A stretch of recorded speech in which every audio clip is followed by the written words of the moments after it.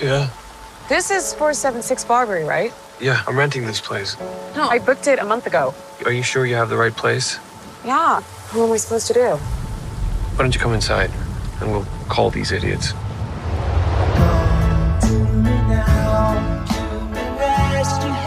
Why don't you just crash here? Oh, no. I don't know if you got a great look at this neighborhood, but I don't think you should be out there by yourself. It's dry and there's a lock on the door. By the way, I'm Keith. Tess. You take the bedroom and I'll sleep out here on the couch.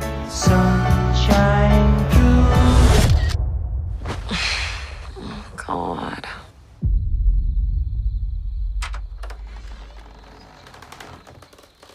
Hello, everybody. Welcome to In Case You Missed It. This is the show where we talk about movies that either you haven't seen, maybe you haven't even heard of, that we think you should maybe take a watch. We'll see with this one. This is another one that one of us had not seen before we committed to this episode, and I'm very curious to see what Scott thinks about this because he has not seen this movie. The movie we're going to be talking about today is Barbarian from 2022, directed by Zach Cregger, starring Georgina Campbell, Bill Skarsgård, and Justin Long, and is a horror movie with a couple other surprises maybe thrown in there. This was my idea to do this one, and the first time I saw it, I was very surprised by it, and I think before I even watched it, I heard a lot of hype, but I somehow didn't see a trailer, didn't really know anything about it before I watched, which I think is the best way to go into it. So if you haven't seen it, maybe watch it now and then come back. Or we're going to spoil the whole thing for you. It's not very long. Just no, that's true. Watch it. Yeah, exactly. But I'm very curious to hear what Scott thinks about this one because this could be our quickest episode. This is going to be a very different conversation, I think, than what we typically do. Yeah, and actually, at first when you suggested this movie, I'm like, really? I did know this had a good reputation. It had good buzz around it. And I guess, and we'll talk about details. I think it's spoilers. I think it's worth a watch. It's definitely worth a watch. But I watched it again this morning before we did the recording. I was half watching it. I would argue it's not worth a second watch. And we'll get into That's why. Fair. I do think in the first go around, it's worth a watch. Because we try to do movies that didn't succeed and probably should have, and I still think this should have. So this budget supposedly was like $4.5 million. It grossed $45 million worldwide. It's a great return, but I guess I think this movie deserved to make like $100 million. Mm-hmm. You know, I think that would have been nice for them, but it's it wasn't bad. But and it's I probably shouldn't have done this, but I did look at reviews, and there's a few things that people don't like this. Some people didn't like this movie because some of it's a little nonsensical. I think in some ways, tonally, it's a little all over the place. Mm-hmm. I'm not familiar, and I actually didn't even look if Zach Cregger, is that how you say it? Yep. He seems to be, his background's in comedy. I don't know. Yeah. And I don't know if he's directed any other movies. I don't think he has. I know so I was kind of looking into this, and when I saw it a couple years ago, so he's best known for the sketch comedy show, his work on the sketch comedy show, The Whitest Kids You Know, which is an IFC show that ran for 4 seasons, which I never watched when it was out. I'm a huge sketch comedy fan. Like I love, Key and Peele. Most recently, I Think You Should Leave with Tim Robinson, which I know is definitely not for everybody. And I never watched The Whitest Kids You Know. I watched a few sketches last night just to get a feel for it, and I really did not like it at all. It's funny you mentioned Key and Peele because as you were saying that, I was thinking Zach Cregger is discount Jordan Peele. Like, yes, got his start in sketch comedy, thought he'd take a stab at a horror movie. Mm-hmm. Zach Cregger is not Jordan Peele. Sorry, buddy. No. No. This is a good swing though. Yeah. Well, what do you think of this movie? Why don't you start us off? So I mean the first time I watched it, I didn't know what to expect going in. I knew it was a horror movie, and people were just saying like, "You got to see this thing. You got to see it." And I just didn't watch the trailer, and I just watched the movie. And I'm glad I did it that way because it's like the first, I don't know, maybe 30, 40 minutes of this is very very suspenseful, very good setup for like a really good thriller. It's a lot of tension building up with her, like showing up at the Airbnb and, oh, there's this guy here, and you're not sure what's going to happen. And then when it takes that turn, like 40 minutes in, that's the point where I'm like, okay, I feel like that's the point where a lot of people will probably check out and be like, what is this? Exactly. Because this is not the movie we signed up for. It's weird. On principle, I like the whole like basically 2-act structure. I put down this, it's very Full Metal Jacket, right? And a lot of people, because a lot of people will say a Full Metal Jacket, they'll watch the first half when they're in basic training, and then they shut it off. Because once they go to Vietnam, it's just not interesting to them. And I would totally say the same thing happens in this movie. I like it on principle because I can't think of a horror movie. I don't watch a lot of horror movies, but I can't think of a horror movie that does the exact same thing. Yeah. That has this shift. I think, and in some ways, I think some people might lose it because I could argue that shift could be executed a little better. Oh, sure. Yeah. And I think we can maybe talk about that later about how that could have worked and how does that affect the film? And like you said, some people it's kind of a turn off, and I could totally see why. Yeah. But I do think, like you said, the first half is like a lot of intrigue. I think it's a lot of great mystery. It's I think it builds tension well. I do think this movie does a good job of like not telling an audience anything until they absolutely have to know it. Yeah. And how it builds that tension. I love how she gets to the house, at the beginning of the movie, and it's a really nice looking house. Yeah. But she gets there in the middle of the night. It's very dark. It's raining. And she kind of looks around the neighborhood, and we know there's houses, but we can't see them. And it's dark, and the neighborhood's dark. No other house has a light on. And then 20 minutes, the following morning, when she goes out, we see the house, like we get a whole new sense of creepiness because the houses are destroyed. They're just abandoned. They've got graffiti on them. Like it's a really, and of course that makes this nice house she's staying in really stand out. And so I think that's effective.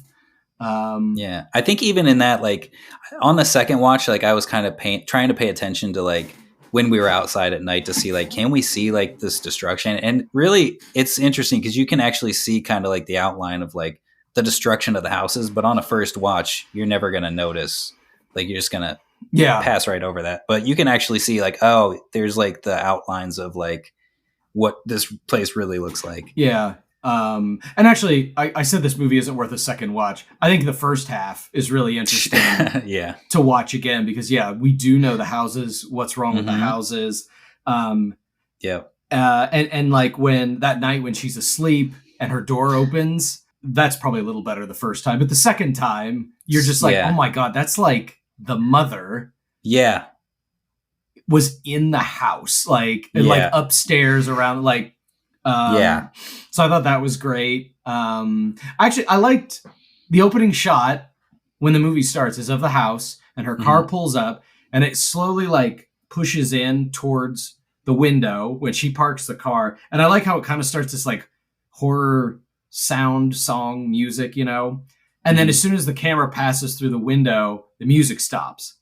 And I kind of liked almost like this. I liked that because to me that almost feels like that tension builds with that music, that horror type sound. But I like the idea that it stops when you get in the car because it's like the car is the last safe place she's going to be in.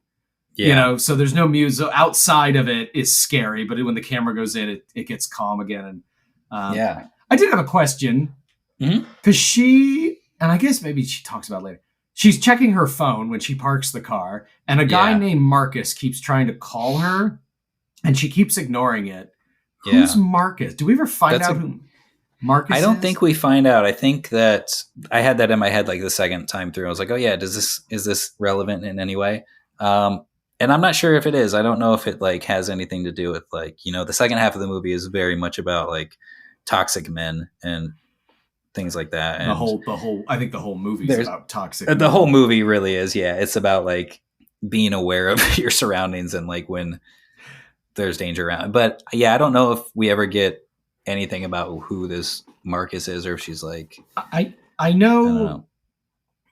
know. So what happens is she gets to this house that she rented as an Airbnb, and somebody's already staying there. It's is it Bill Skarsgård? Bill Skarsgård. Bill Yep. Skar. I always get those Skarsgårds Yeah. mixed up. There's It's a lot. Pennywise. It's Pennywise. So he comes in and he's booked it too, and he's in the same situation he is. Like he's there for something in Detroit for something, and Mhm. she's there for a job interview. And I like, as far as building tension, I think it was interesting that they try to, because if you've watched more than one horror movie or any movies at all, you were immediately suspicious of this guy. Oh, for sure. Which I think was the intention. Like you talked about toxic men. And I like that when they kind of talk a little, they get to know each other. They end up kind of liking each other. Mhm. They end up first, he like, there's like a bottle of wine and he offers her some and she says no, but then they end up sitting on the couch while they're having the wine and they're talking. I do think, because she talks about being in an abusive relationship, Right. that was probably Marcus, I guess. Yeah. So I don't know if they just use that as a way to connect. You ask a lot of questions, because I thought, first of all, Keith is a nice guy. Bill's character, Keith, he's a very nice guy. And I think he does exactly what a nice guy would try to do in that situation. Be aware of the situation. Because, she's like, can I see your confirmation? And he kind of gets a little defensive. But then he's like, no, I will show it to you. Like, he's trying his best to make her comfortable. But the funny thing is, because we're watching a horror movie, is it almost made me at times a little more suspicious of him. Yeah, I agree. And it's interesting because like it's funny when she kind of like starts to reveal like the job interview she's there for and everything, and like just kind of how much he knows about because like he's like, oh yeah, I saw that movie. He's like, oh, you did, and like he tells details about it that obviously he does know what this is, and like you're kind of like, is this guy bullshitting or is he serious? Is he actually this nice guy? But you're like, if he knows this much about it, is he like, does he just know a lot about what she's doing? Has he been stalking her in a way? Mm-hmm. There's just a lot of questions where it's like you do kind of become a little more suspicious about like, why does he know all these specific things? And even then the way they play about halfway through the movie, when he goes in the basement, up until that midpoint, there's even a part of you that goes, is he in on this? Mm-hmm. He was in the house. And I do love when those two are chatting, like they're drinking and stuff, and they're talking about, she says something about like, what if roles were reversed? If she was already in the house and he showed up, she's like, I would never have let you in the house. And that, let's not kid ourselves, that's a gender thing. Bill Skarsgård is always also 7 feet tall. And he's an evil clown.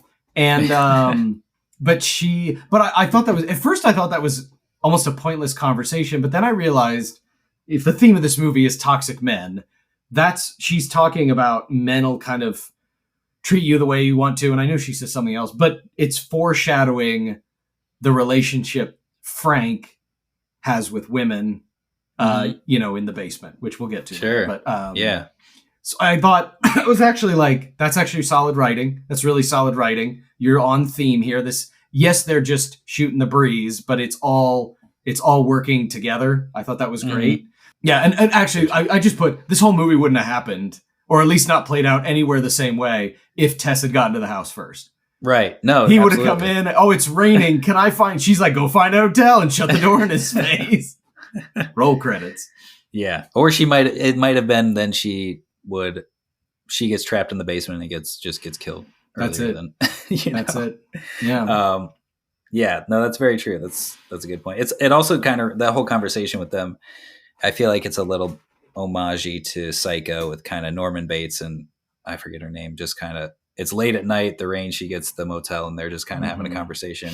I think it's a lot of little nods to kind of horror films throughout, even like Frank's jumpsuit and slick back hair, kind of Michael Myers look later on. Yeah. And it's funny you say that, because I do think this movie, it does some interesting things with horror, with sort of a traditional, I would say, like haunted house film. But I think it also it does some unique stuff, but I think it also falls back on certain tropes of those. Yeah. And I think it toes a line of, is this homage or if this is Zach's first foray into a horror film, is he just like, I don't know, I'm putting in here what I've seen in horror movies. Right. So is it deliberate homage, or was it just like, I'll just do what somebody else did? So, exactly. That's a good point. And I think I saw listened to an interview with him where he was talking about kind of his writing process of this movie. And he said that as he was writing it, he was writing it with the idea that Keith was going to be kind of the villain of this thing. And he, got to the point where he's in the basement and they're down there, and he's like, I'm writing the most predictable like horror movie that you can think of. He's like, I feel like if I just keep going, this is like so predictable and so stereotypical. And he's like, what do I do to change this? And he's like, all of a sudden I just thought, oh, a big naked lady comes and smashes his head into a million pieces on the wall. And he's like, what's the most unexpected thing I could go do here, and then go from there. And I'll give it to him. It worked. Yeah. Well, actually, let's talk about the midpoint. So, first question, because this movie, I have questions. Sure. First of all, it comes off very supernatural at first, but then a lot of things are explained, except I think the door from the main house into the basement, like to the stairs, it keeps shutting. Yeah. What's shutting the door? I know that there's the moment where she's out, he's asleep on the couch, and you see it in the background is kind of out of focus. I feel like that could be the mother like pulling it shut. But other than that, I don't know if it's like she goes down to get toilet paper and it shuts. And honestly, one offhanded line about the door. Hey, be careful if you go into the basement. The door shuts on its own and then it jams. Yeah. That's all you need. Now, the only reason you may not have put that in there is because then why wouldn't she just put like a chair in front of the door the whole time?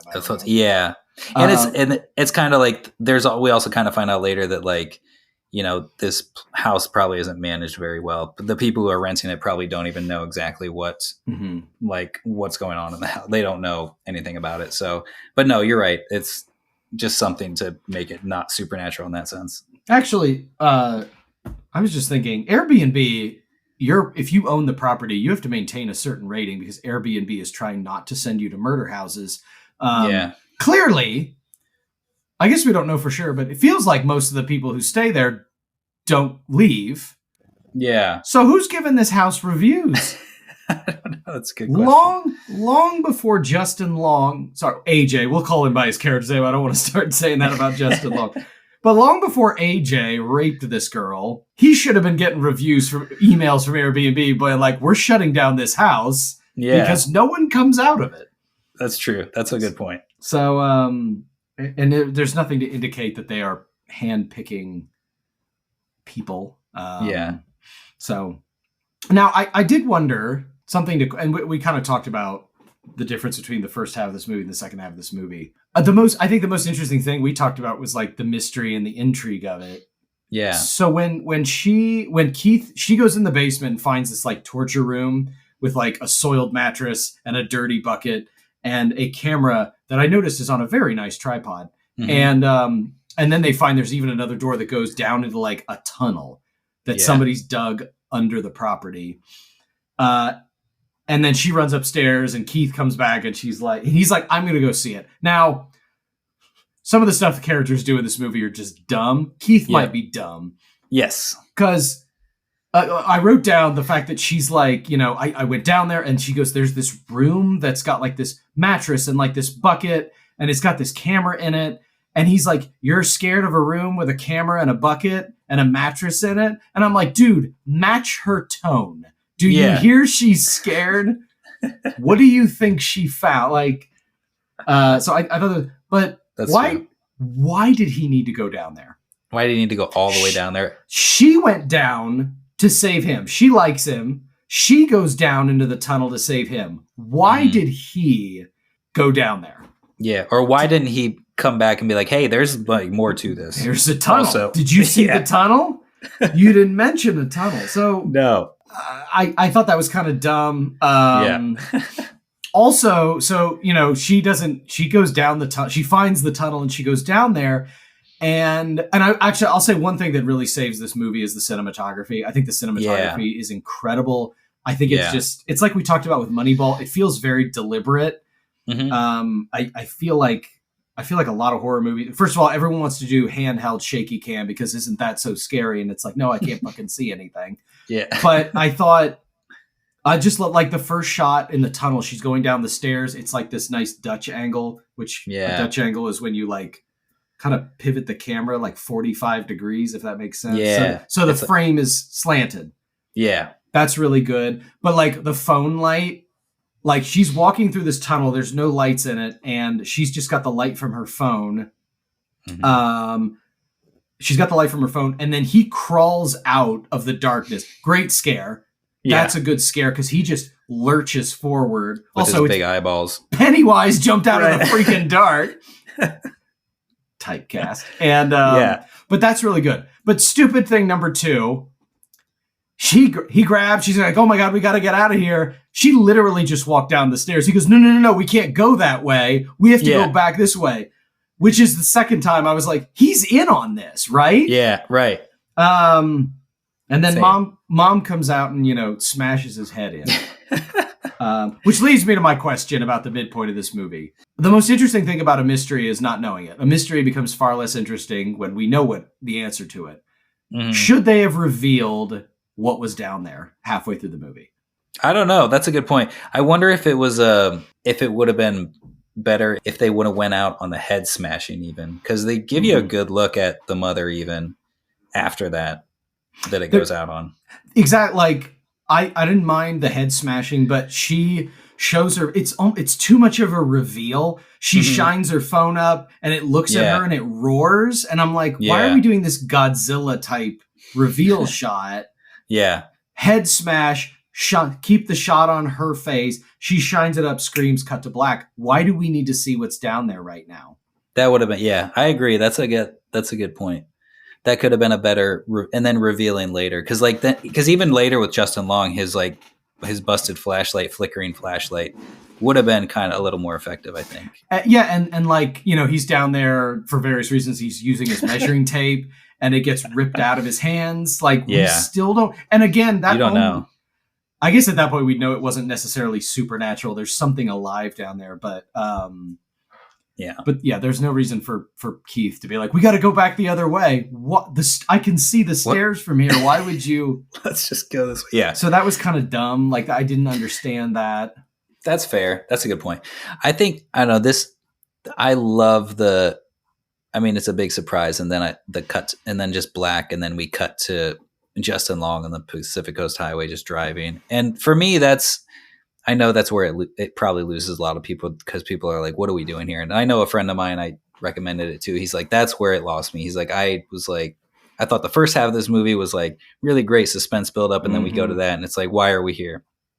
And that's fair. But for me, I think seeing that, like me and you, we watched so many movies that we see that and we're like, okay, I trusted you in the first half of this, like what you've built up so far. Now I need to see, how does this thing that we're looking at now relate in any way to what has come before it? And I'm like, I need to know how these things connect. And that's where like the mystery to me is like, okay, now I got to know what this has to do with anything that we just saw. Absolutely. Well, we've talked about how everything a director does has a purpose. So I agree with you that it's like, well, where are you going with this? And speaking about the theme of toxic masculinity, when we're introduced to Justin Long's character, AJ, he's driving his car. He gets a phone call from his agent. He's an actor. And he was in a pilot that got picked up, but he is going to be kicked off of it because his female co-star said that he raped her. And so that sticks with the theme of toxic masculinity. Well, I guess you kind of talked about, but what do you think about, we're in a horror space. And if we're talking about escalation, we've escalated to a high point halfway through this movie until Keith's head gets pounded into mulch. Yeah. So we kind of halt or even go backwards in that escalation with him. Yeah. What do you think of that? What did you think of that? To me, it worked for me because I think, I know it's a big tonal shift and kind of throughout. This is kind of the point where the comedy, I think, comes into it. And I'm a big fan of horror comedy. If it's done well, I really like it. I think it took a couple minutes for me to be like, okay, what's going on here? Like, how is this relevant? but the tone shift did work for me, and maybe it took maybe the going from that cut right there all the way to where we get Justin Long kind of to the house. Maybe that felt a little long. Yeah, I agree. But I think what that sequence is doing, him getting him there, is really showing us what kind of person he is and the tone of what we're going to get out of him once he gets to this house. And it also helps build up that we know that something terrible is happening in this house, and we also know at this point that we don't like this guy. So we're like seeing, okay, what's going to happen to this guy in this house? It's kind of shifts our tone from we're worried about Tess, we're worried about what's going to happen to her, to okay, we don't like this guy, and we know something bad's happening in this house. So you kind of get a little bit of excitement, feeling like what's going to happen to him. Yeah, and I agree with you. I don't think it was wrong to make that decision, but I think from the time he's in LA and he gets the call that he's been accused of raping this girl, until he's at the house in Detroit, it's too long. Yeah. And this movie's what, like an hour 45-ish? Yeah.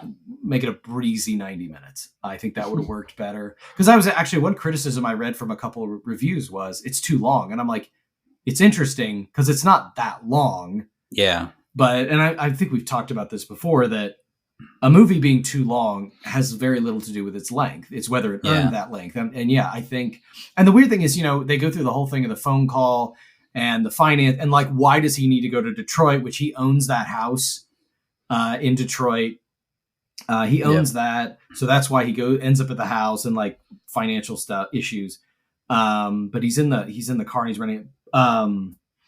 But yeah, it takes, oh, and what happens is he gets to Detroit and he goes to the office that has the keys. And the girl goes, oh yeah, they said you were coming. And she gives him she goes, here's the keys. And she lists off the address, which we already knew, of the house. And there's a little bit of a bum, bum, bum moment. And I'm like, that's not surprising. Like, where else would he be going but that house? We spent 40 minutes in this house. This is obviously building him. And when we heard he's going to Michigan. Yeah, the Michigan properties line when he's talking to his financial guy is like, oh, that's where it starts to click. You're like, oh, okay. He's going. We see where this is going. And where else would he be going? Right. What is this going to turn into? Like, he's going to go backpacking through Europe, find himself. Like, what did like that? And I would almost say that's almost condescending to the audience. That's fair. To make a big reveal that like, well, you're going to the haunted house. You mean the one we've been watching for 40 fucking minutes? Is that where he's going? So, and like you mentioned, it kind of turns into a comedy. The problem is that is a lurching shift in tone halfway through your movie. Sure, yeah. It should have been. I don't think there were any jokes in the first half. Yeah. So I just don't think it was handled well. That's fair. Because it gets kind of silly in the second half, and a lot of people have said it gets kind of silly. And also, like we were just talking about, him, and he gets to the house, and even then he realizes there's still stuff there. And like, there's people staying in the house, or like we know as an audience, people aren't leaving. But he has a whole scene with his buddy in a bar. Who is Zach Cregger, by the way? That's his character. I saw he was in it, and I'm like, who is he in this? I guess the implication of that scene is that in his mind, he didn't rape her, but he probably did. Right. Like, he's convinced himself he didn't. Yeah, absolutely. But yeah, that's where it's like kind of solidified. You're like, okay, well, yeah. And then he called. I don't know. I guess do we need the bar scene? I don't know. I think maybe that's for people who are giving this terrible guy the benefit of the doubt at all. Maybe that you're right. And I guess what we're discussing here is this is the challenge of introducing a main character halfway into your movie. Yeah, because you're playing catch up, and I think that's why this whole thing with him is so long, because we're playing catch up now. Yeah, which also is kind of another like Psycho either ripoff or homage of a new character kind of coming in. But yeah, I think I also saw I think Zach was talking about that it's like the first half of this movie is like from a woman's perspective, she's like hyper vigilant and aware of like because like she kind of has to be in the situation, and the second half is this like just doofus guy who has no awareness of anything around him, which is which is a fair assessment based on the way he's acting, and finding the basement rooms and tunnel. And then his first thought is, oh, let me grab a tape measure to add this to my Airbnb listing. Just oblivious to the fact. Yeah. And he's like looking up, like, can I add this whole tunnel in the property listing? And yeah, no, he's a jerk. Yeah. And actually, fun fact, I did work on a Justin Long movie. I don't think we've mentioned him before. I did get to meet Justin. We talked actually quite a bit. He was a super nice guy. Awesome. Such a nice guy. I actually got to early on they were casting for smaller roles in this movie, and A Case of You. That's the name of the movie. It's got him and Evan Rachel Wood in it. It was directed by Kat Corio, who's actually at the time was very early into directing, but she's done a bunch of stuff. I think her most recent thing that I'm aware of was she directed all of She-Hulk, which love it or hate it, that's a high profile thing. So she's gone up in this. She was very nice too. But anyway, I drove Justin and Kat to Brendan Fraser's house, who is also a very nice man. That's a big combo of a day. Somebody pick up all these names I just dropped. You were picking them up. I was picking up. No, it was super nice. Actually, I was invited in because they were having a meeting with Brendan to see if he wanted to, to do the movie. Yeah. And I felt like they invited me into the house, and I'm like, I just like, what am I going to do? Go sit in the house? Like, it'd be cool, but like, I feel like it'd be weird for me, and they're going to feel like they have to do something with, I don't know, like entertain or something. So I was like, I'll just hang out here. And like, I think I called my mom or something, but anyway, but they had lunch while they were there. Justin brought me out a sandwich. Wow. At one point. And you know what? When they left, Kat and Justin must have mentioned that, our PA is in the driveway waiting to drive us back. Brendan came out and introduced himself to me. Oh, that's amazing. So anyway, just a story about how some of the people in Hollywood are just the nicest people you'll ever meet. They're awesome. Super friendly. So anyway, I just wanted to tell that story because, one, we're talking about Justin Long playing a horrible person, but also we need stories that there are people in Hollywood that are super, super friendly. Yeah, that's awesome. I'm also very glad this was Brendan Fraser, kind of a quiet time in his career. He kind of disappeared for a while. I'm glad he's getting a resurgence because he definitely deserves it. He's a very, very nice man who just fell on some hard times. Yeah. That's awesome. Anyway, that's my, that's one of my stories. I drop all my names. So, where the hell were we in this movie? Talk about Justin Long. Justin Long. So him goes down. But yeah, you're right. He's kind of a doofus. And I guess the idea is, she is hyper aware and she is the one that survives all of this. But like we've talked about, there's a theme running through this of toxic masculinity. The problem, my issue with that theme, and I'm happy to hear why this works, because I would love to hear what this works. That theme just gets farted away when she blows the head off of the mother, who is a victim herself, we find out. Yeah. This monster in the basement is a victim herself. It's a woman who's been inbred over like 4 or 5 generations. Yeah. And all she wants is to have a baby. So that's why she's like kidnapping people. Yeah. And then she blows her head off at the end so she can get away. And then there's this big music and like it's like the end of Kill Bill where she like limps away. And also her hyper awareness, I mean, it adds an interesting wrinkle. Her hyper awareness didn't work when Justin Long shot her. Yeah. Shot Tess. No. There's also she's hyper aware, but she also keeps like going back for these guys to him because she's a good person. Because she's too good. Yeah, and that's that. I suppose her getting shot is less about her not being aware, because how would you be aware that he's that light at the end of the tunnel is a guy with a gun? It's more about him being just fucking oblivious. Yeah, because he's an idiot. Right. That's very true. Also, just a quick note, because what happens when Justin gets down there is he gets chased into like a hole. Very much a Buffalo Bill style hole from Silence of the Lambs. And Tess is already down there. And that's when Tess is like, and actually I am curious, how long do you think Tess had been down there? Well, actually that's interesting because on the phone call when he's talking about the property manager, she's like, we haven't had tenants in a couple weeks. That's right. Is what she mentioned. So it's like, oh, is Tess still down? Like what's going on? Which I think like that little mention like made me think like, man, has she really been down there for 2 weeks just surviving on but breast it milk. that does work. Oh, we'll come to the milk.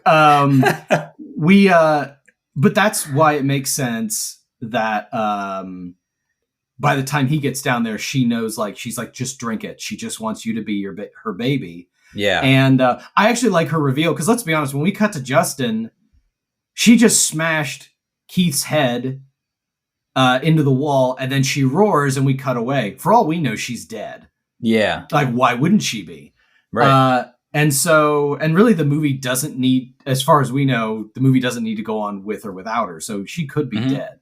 So I like, that's a good reveal that she is still alive and she learned it. Man, that bottle of breast milk. What's worse for Justin Long, being fed the breast milk or being turned into a walrus in Tusk? Because I don't know.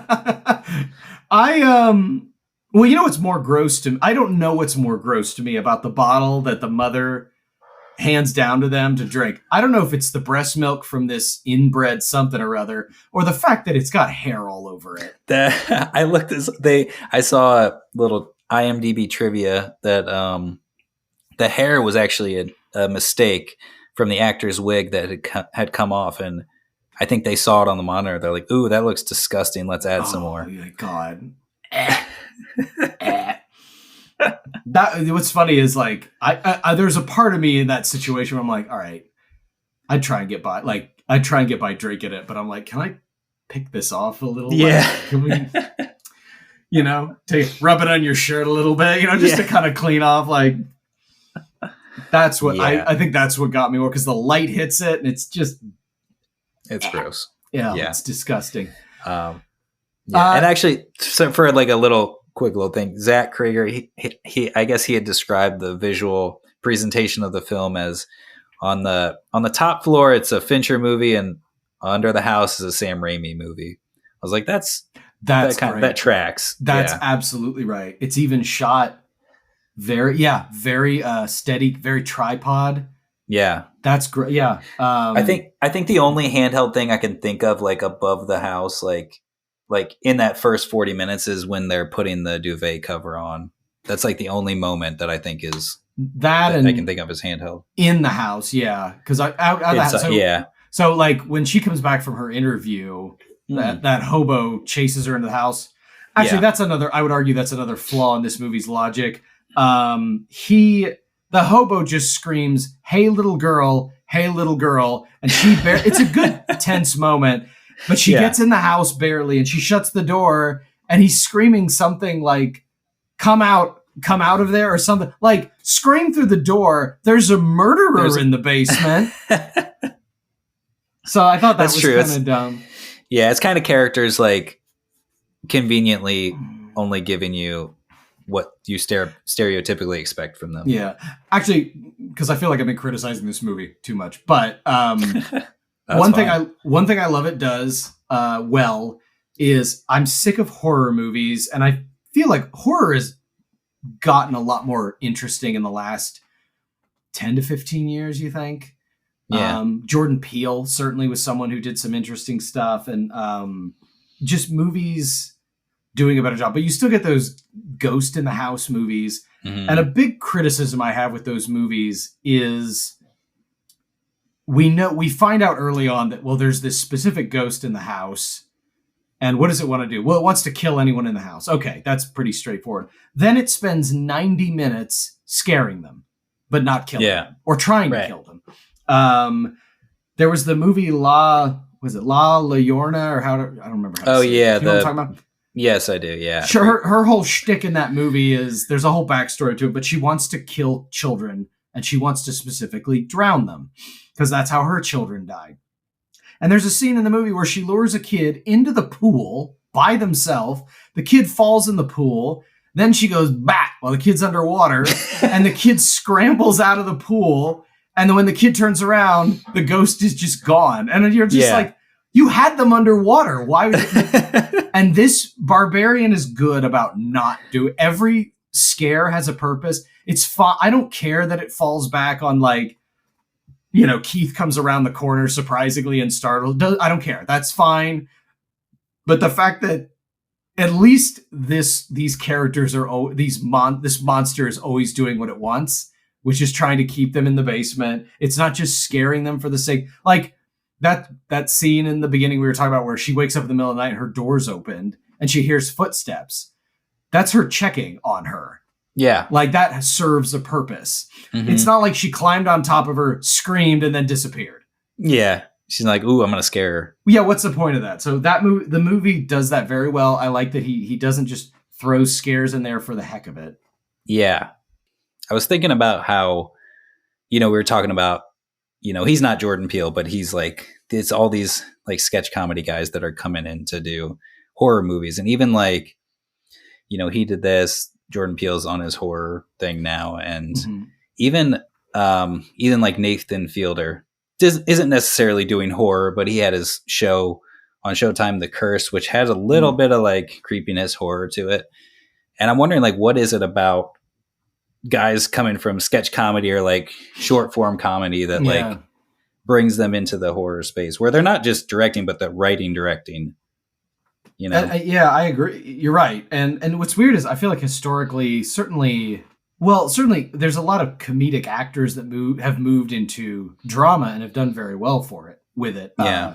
Tom Hanks, Steve Carell, like there's a lot of actors who have done that. But it's interesting that, you have these almost sketch comedy, kind of silly comedy guys. They want to write and direct a horror film and maybe it just chalk it up to doing something different.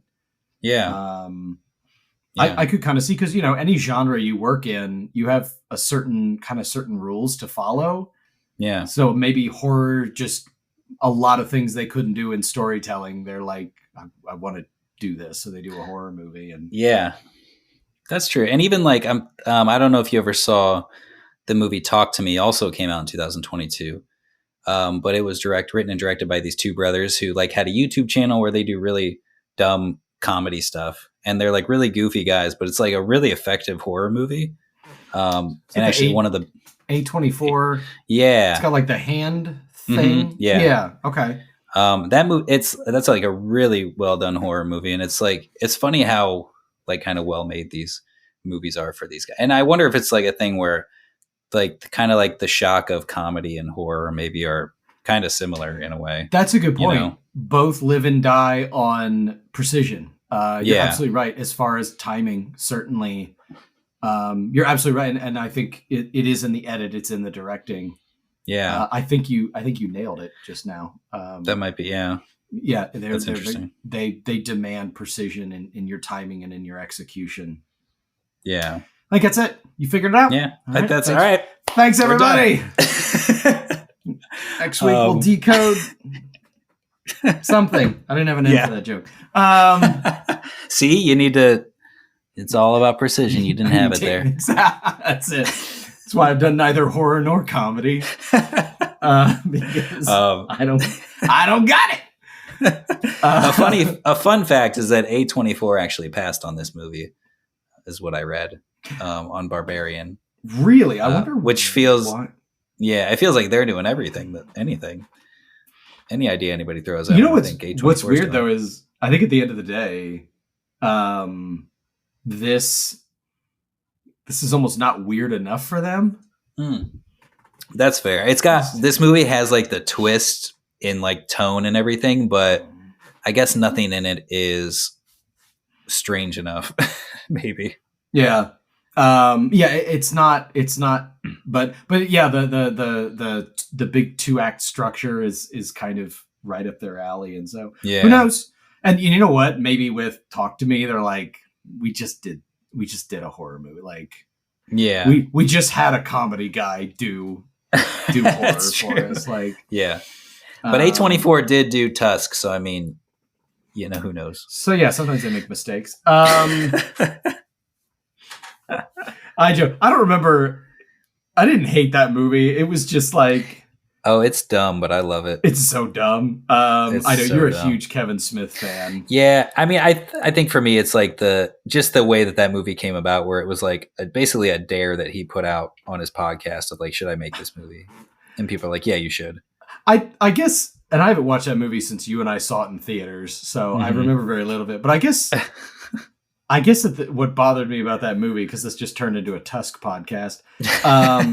What bothered me about that movie, I think, was the fact that it's literally what it says it's going to be.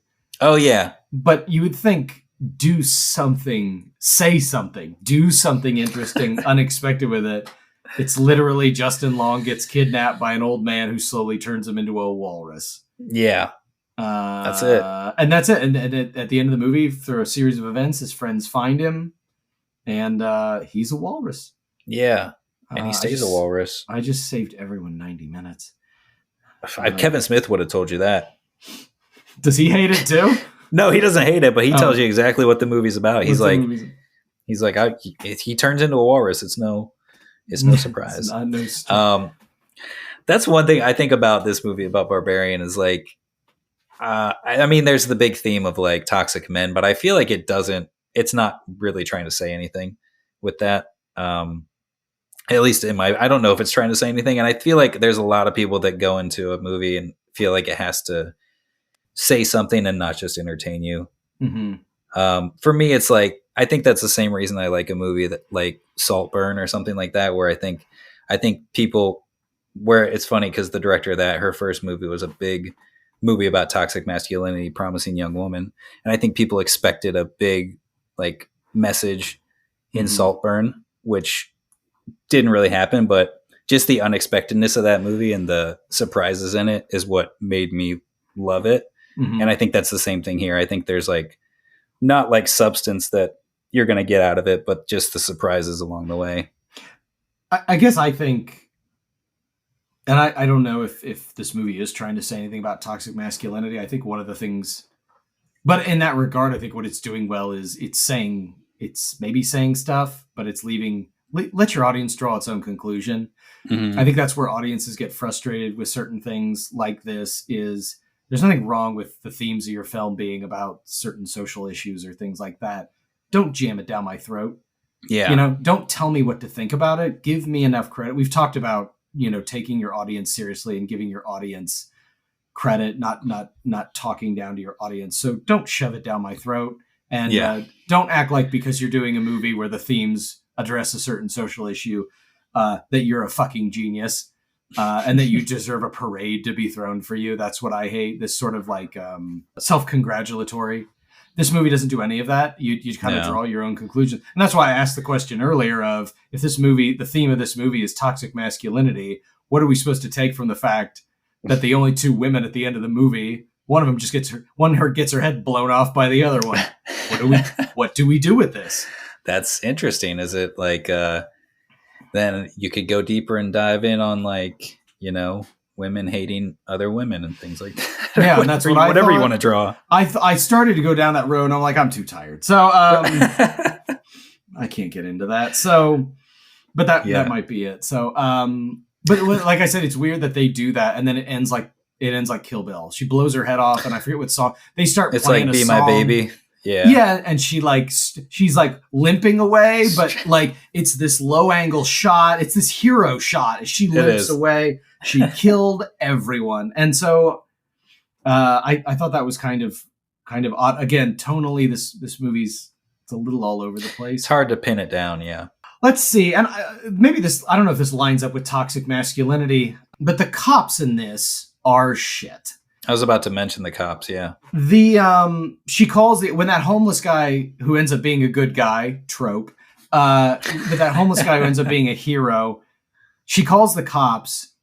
Again, like this woman's is that operator trained to not only say like we don't have any units available, but to make sure that this person who called you, make sure they know you don't give a shit.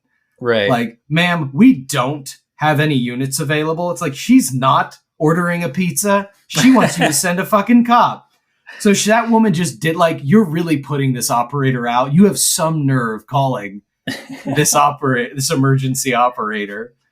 And then, Tess escapes from the house and she wants to go back to get AJ because she's a good person and she's filthy.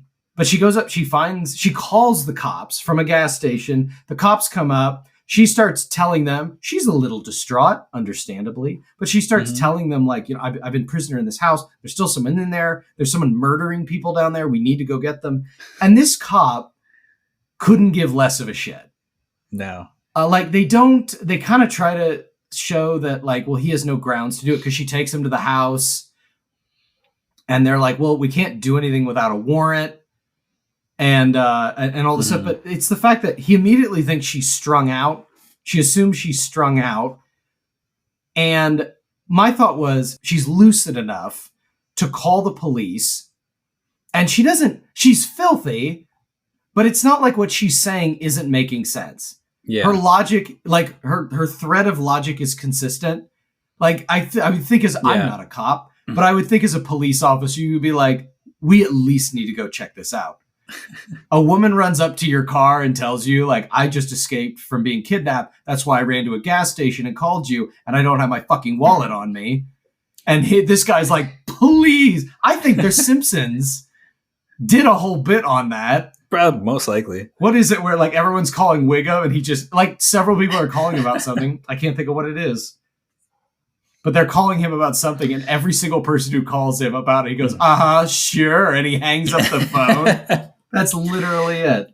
I wonder if it would have been more effective or made them seem a little more competent if it was like, if we saw Tess maybe witnessing more like strung out homeless people, like coming up to the cops, just saying random things, just like as if this is kind of what the cops expect in this area. I don't know if that would have helped, or if like we can obviously assume that.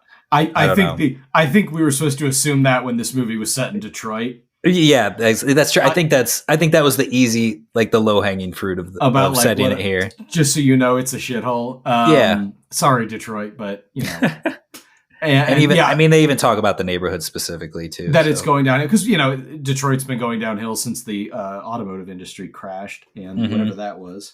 But, and so. But I don't know where the logic is in. I guess I would rather come up with something better that shows why after she escapes the house why she can't get a hold of the police. But the fact that the tone is, oh, the police in Detroit don't care. I find that very hard to believe. Yeah, I know police officers. I find that very hard to believe. Yeah. So I don't like that. And I guess I could, and maybe I'm overthinking this, but like she takes him back to the house and she's like, there's someone in there, and he's like calling her down. He's like, the only crime I see is you breaking this window. And it's like, can't you tell it's been broken from the inside? From the inside. Yeah. Yeah. I thought the same thing. I've read enough Batman comics to know that. Like, this goober doesn't know. It's broken from the inside. So that's true. Yeah. I had that thought as well. And I didn't mind that, you know, then they get a call that there's a shooting, so they have to leave. That's fine that they have to leave. But yeah, I think that could have been handled a little better, or just take the cops out of the equation altogether. Yeah. I don't think they needed to be. It's not like they came in and saved her. Yeah. And I don't know if that was him trying to throw Zach trying to throw one more thing at like, because both the cops are men. Yeah. Or even like a defund the police kind of message. Maybe, I don't know. I don't think it was going that far, but maybe it was like, oh, this is a thing now. It comes off that way. And the only other thing I thought with the police, because as they drive away, because really only the one cop has lines with her, because actors are expensive. But as those cops drive away, I think the other cop, his partner, like gives her the stink eye as they drive away. And I'm like, are they in on it? Right. And there has to have been reports. And I guess they wouldn't know that right off the top of their head. But like, there had to have been reports of the last 40 years of women disappearing. Yeah. Had to have been. From that neighborhood, that specific neighborhood. And you don't think it's weird one house in this neighborhood has been flipped? That's true. So it's I don't know. So that just bugs me. I don't know why that bugged me so much, but it feels completely. If you took the cops out of that movie, it's the same movie. So why is that all? That's fair. Yeah. How big do you think that tunnel system is? And who dug it out? I assume Frank, who we haven't mentioned much. So we find out in a flashback that the guy who originally owned the house, his name is Frank. He was a serial killer. I assume he killed the women, but basically he was kidnapping women, taking them down there, and getting them raping them, getting them pregnant, and then those offspring he was raping and getting pregnant. And they explain that that's why the mother, this monster thing, is in the basement. So, what was your question? On a less important note, how big do you think that tunnel system is? How big the tunnel? Frank probably dug the tunnels, I assume. I don't know if you could dig that out in 40 years. It seems like a pretty big system. I don't know. There's a lot of stuff in that. My question is, how are they eating? I don't know. Yeah, and frankly, I would ask how the mother, who seems to be the only one alive down there, and we don't really figure that out, how that bitch grew 7 feet tall, living off breast milk and no sunlight. Yeah. So we'll That's a lot. We'll leave that up to movie logic. An attempt was made. Actually, speaking of Frank, I like his introduction. I like the flashback. It's shot in like a tighter aspect ratio, more of a less cinematic, more like a TV. I like that. I also like that. I like that they use this like really wide angle lens, which for people that don't know, if you ever and the wide angle lens stays close to him pretty much. Yeah, it's kind of locked into his back. Yeah, which leaves like this lens distortion, which if people don't know, typically use a wide angle lens. So if you have a zoom lens and you zoom all the way out, you're at a wider angle. So you use that for landscapes because a wide angle lens allows more stuff to fit in the frame. But if you would take a wide angle lens and get close to something, it adds lens distortion, kind of like stretches it a little on the sides. I don't know. Am I explaining this right? Sort of a fisheye effect. Yeah. Like a fisheye effect. But what I like about is you can use that effectively. And in this, I think it's used well because it gives me this instant sense of unease. Yeah. Because there is this distortion around him. It looks weird. Something's off, and it's not done through scary music, or something, but something. And we're introduced to him going to the grocery store and buying stuff for a new, a baby that has not been born yet. But we know something's wrong with this guy. Yeah, and it's cool. It's like, and it kind of like you said, it gives you that uneasiness in a setting where it's like these bright colors, and it's like the neighborhood is vibrant. It's really nice. We hadn't seen it in this kind of state throughout the whole movie. So yeah, I think it's a good kind of contrast there.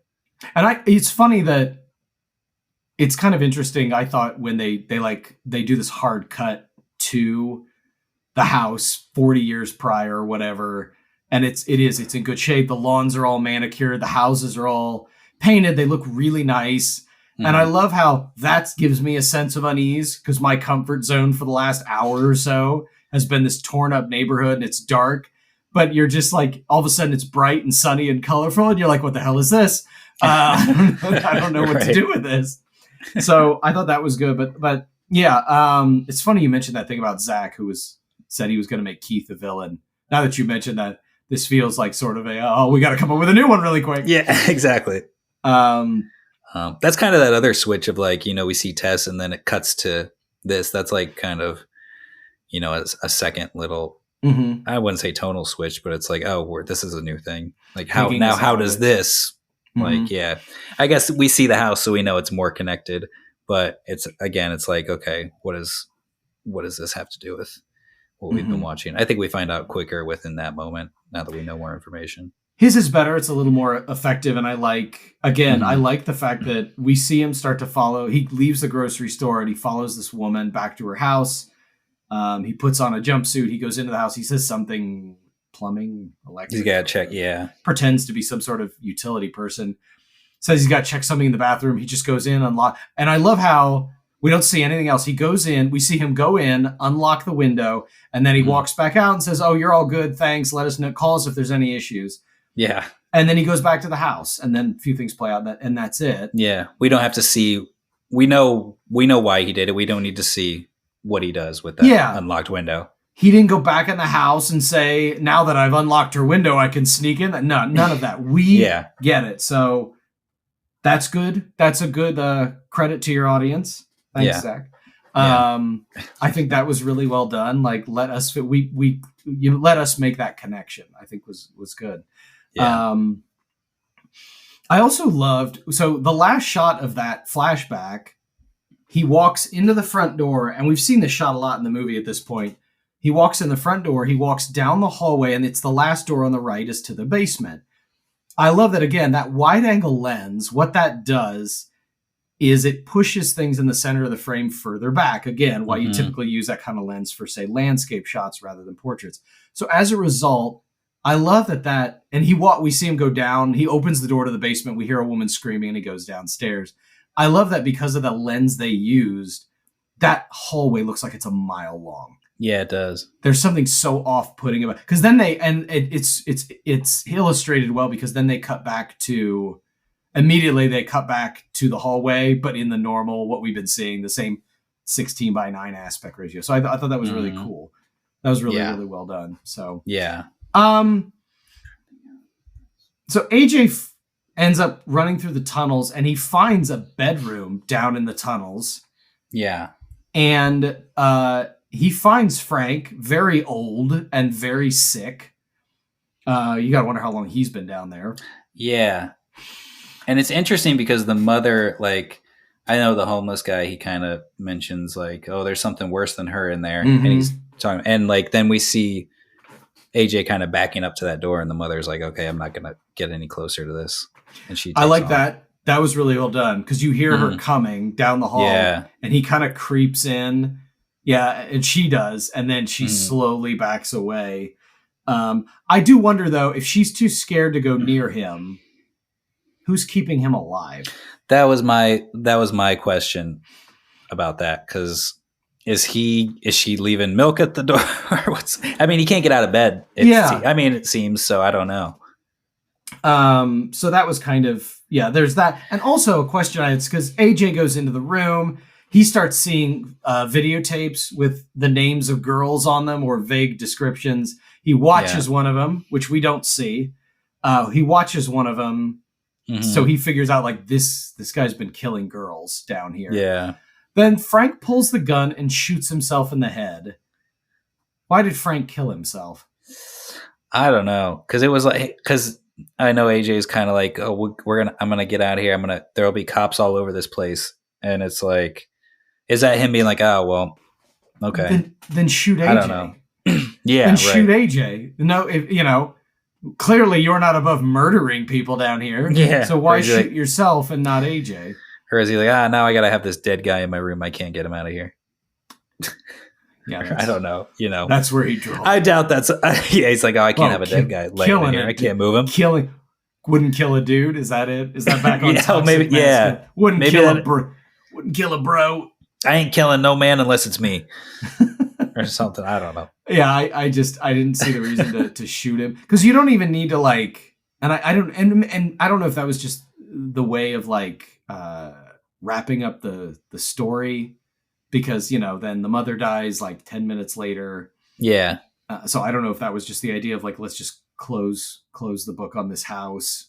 Yeah, it's kind of interesting. I think, like, even as I was watching, I think it was maybe a little bit before this moment, and I looked at, like, the time left on the movie, and it was like not much at all. I was like, oh wow, we're already at this point with, like, there's not much left to happen. And I suppose you couldn't have AJ kill him, because the last thing they wanted to do is give AJ any redeeming qualities. Right, yeah. Because, although I think it's funny, so AJ and Tess get out of the house. The homeless man from before, who Tess knows is a good guy, he kind of takes them into where he lives. And in that moment, because, AJ's shot Tess, in that moment, he kind of has this quick revelation of, like, I'm a bad person, and, even if I didn't mean to do something, or I think I didn't do something wrong, I need to take responsibility. I need to try and make this better. Mm-hmm. And then a minute later, he just goes back on, what was the point of that? And I don't know, is the message here that, like, shitty people don't change? Bad people are always bad? It might be, or that's him, like, making up an excuse for, like, like, oh, I can change, I can do this, and then like not even following through on it. But yeah, I think you're right. It's like because that scene's I think it's performed well by Justin Long, because I think you can tell as he's talking, you can tell he's thinking about Megan or whatever the girl, his co-star that he raped. Yeah. That you can tell he's thinking about her, and like he's gonna have this thing. But then he runs, him and Tess end up at the top of a water tower, and he throws her off. Yeah, I'll give it to him. My mouth dropped, like my jaw dropped when that happened. I'm like, seriously? It's like, go get your baby, and throws her. Yeah, come get your baby. And then he goes down there and tries to she's alive. Tessa's alive. And he's like, oh my God, I had no choice, and. But yeah, it gives him like these moments where you think, oh, maybe he'll redeem himself, even though there's not like, it would take a lot to redeem this guy in any way, but they don't give him any of it. Yeah. And I think that's why they didn't do a thing where like, AJ and Frank like tussle with the gun, and then AJ shoots him because no. So I think that's why they probably did that. Because don't give him any redeeming qualities and stuff like that. Also, the silliness kind of continues when, and again, if you did this earlier in the film, it would make sense. But like the homeless guy, they're like, "You're sure she won't come in here?" I've lived here 15 years, and she's. I think he actually says something like, "That bitch has never come in here." Never been. He's like, she ain't never been in this motherfucker, and then that was it. And she busts through the window, and that's just it's lurching. Like, I didn't laugh at anything. And then at that point, she ripped his arm off and started hitting him with it, which I thought was a lot. But I was like, okay, that's kind of funny. Like, what do we? Yeah. So I just it, like you said, big tonal swings and shifts. Yeah. That, aren't necessarily like led into, other than like the first like 40 minutes, obviously it's like this tension building. And then after that, it's just like, okay, we're just going to kind of go wherever we want to go. Yeah. It's almost like the third act of any other horror movie stretched to half of the movie. Yeah, that's true. Because it is just, cause like I said, when I watched it for the first time, Thursday or something. What's today? Wednesday. So like last Thursday or Friday. And I did like it the first time. Like I said, it's worth a watch. But like this morning when I watched it again to take some notes, there's like the first half I'm really enjoying and I'm really into, and it feels so methodical and stuff, and everything feels very deliberate. And like I said, they're only giving you information they have to give you. But then I was on my phone for the second half, and like that's fair. Yeah. Once I'm like, I didn't even pause it if I went to the bathroom, like, because not much is happening either, Yeah. So it's a bummer you lose Bill Skarsgård after the first half as well, because I really like his performance in this. I think he's like towing that line really well. Of like, is this guy in on it? Is he part of the problem? Is he just a nice guy? I think he plays that really well. And then you lose him, obviously. And actually, Bill and Georgina Campbell, who has not been in much else, I don't think. Yeah. I hope she is. She's great in this. Yeah. But her and Bill have excellent chemistry. They do. It is totally believable in the very short time they spend together that they're very like that transition of like, this is a stranger. I'm a little uneasy. I'm trapped in a house at night with a man I don't know. But by the next morning, they have this connection. You kind of get the sense that they might like each other a little bit.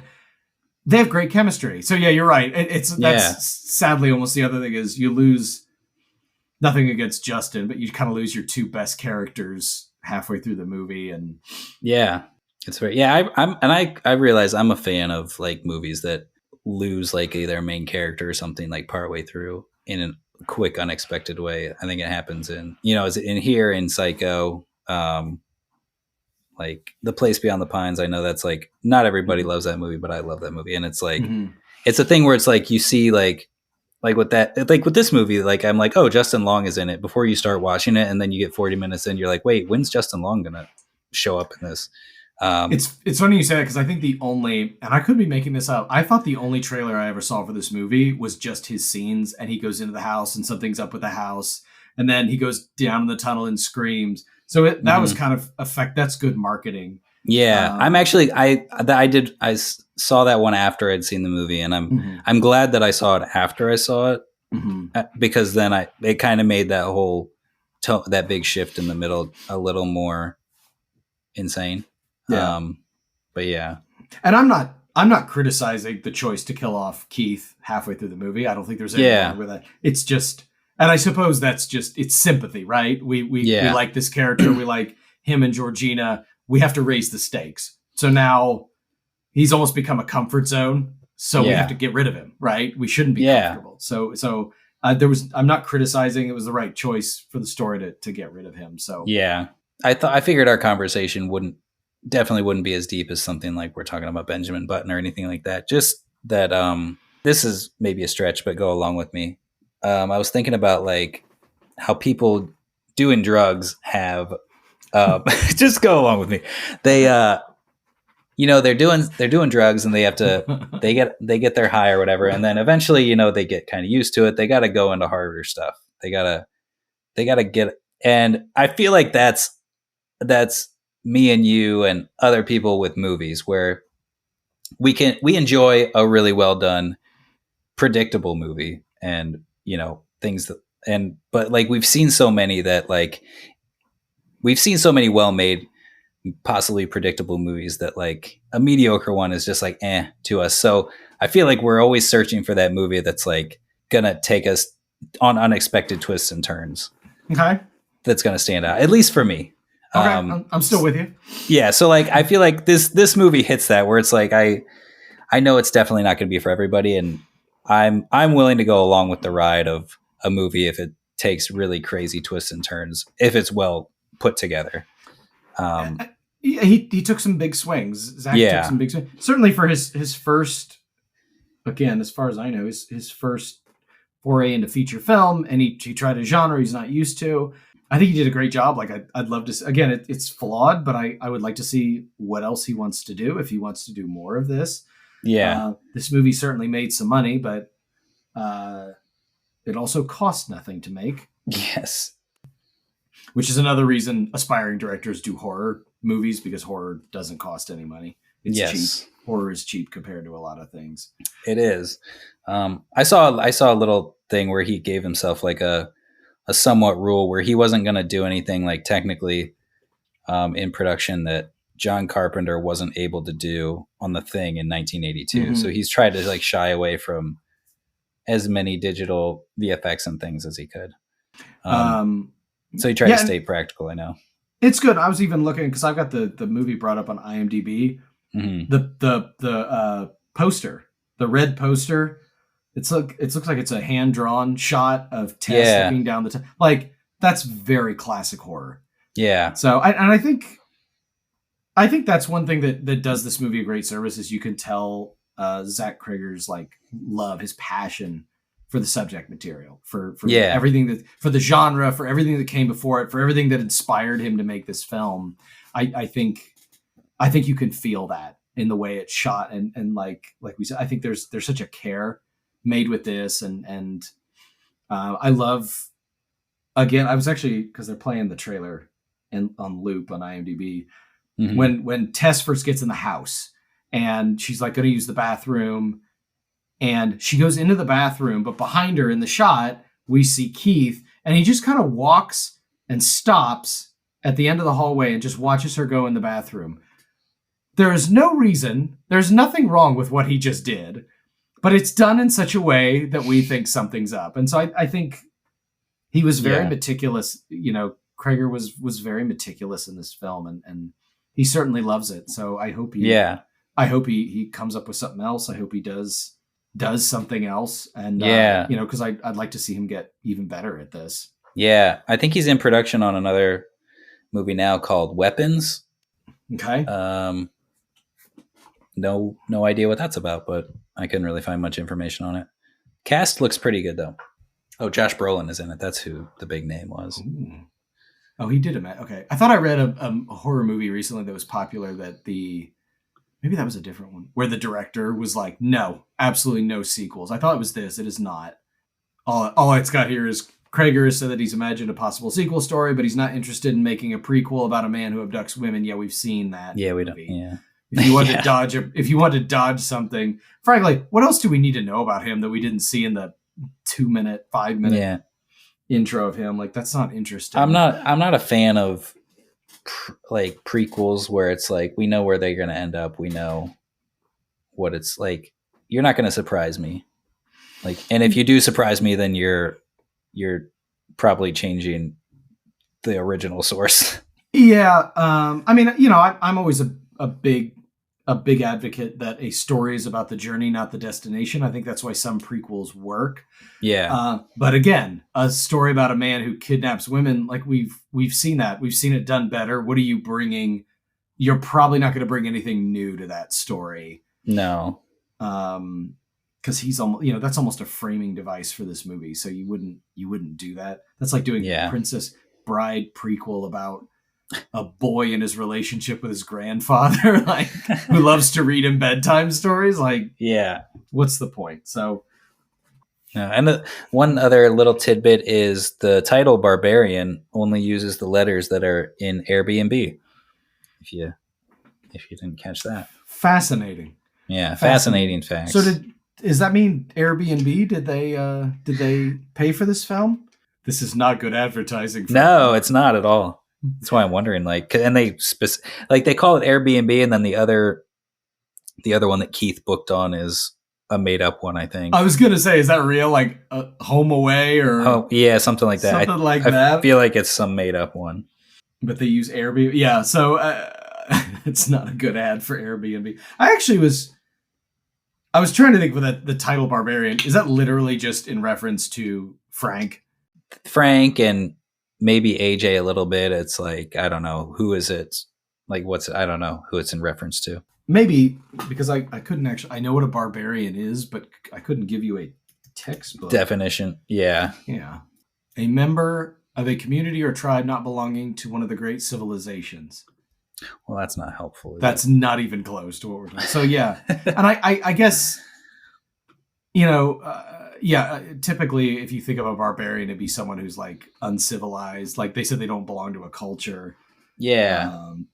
I mean, you could make the argument Frank doesn't belong to any culture. He's on his own, and I don't know. I just wondered. It's a unique title for a film. Actually, I think if nothing else, it's effective because of the trailers and stuff are very mysterious. So it's like, why is this movie called Barbarian? Yeah. So I don't know. You got anything else? I don't think so. This conversation went a lot deeper into this movie than I expected it to. And most of it we didn't plan. Yeah. No, I didn't know what to expect because I know you're not always a huge horror guy. And this movie could definitely be hit or miss.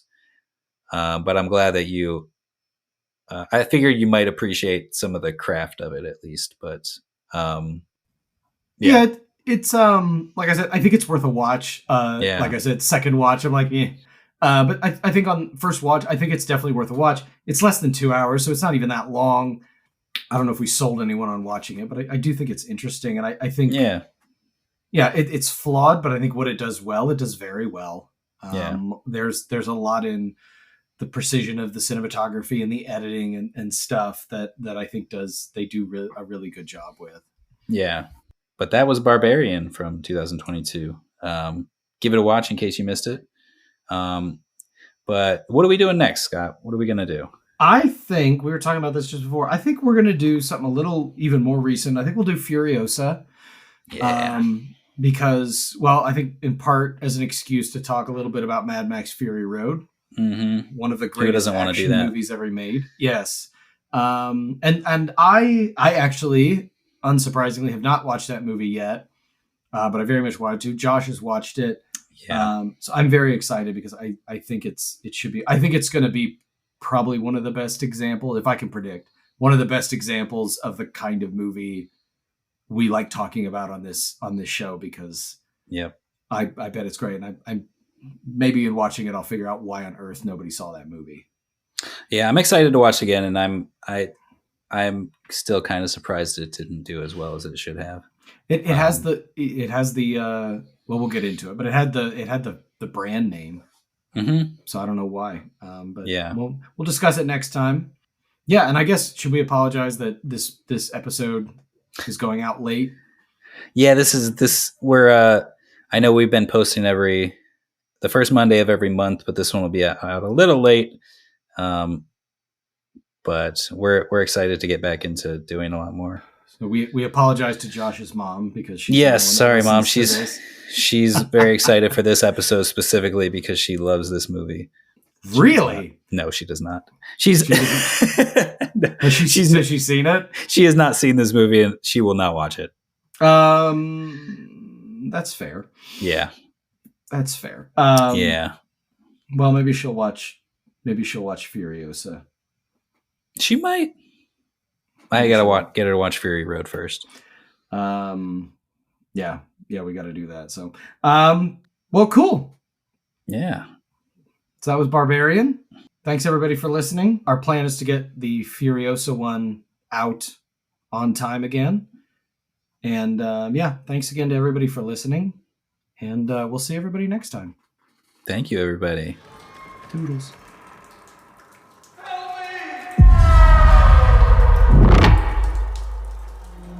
me!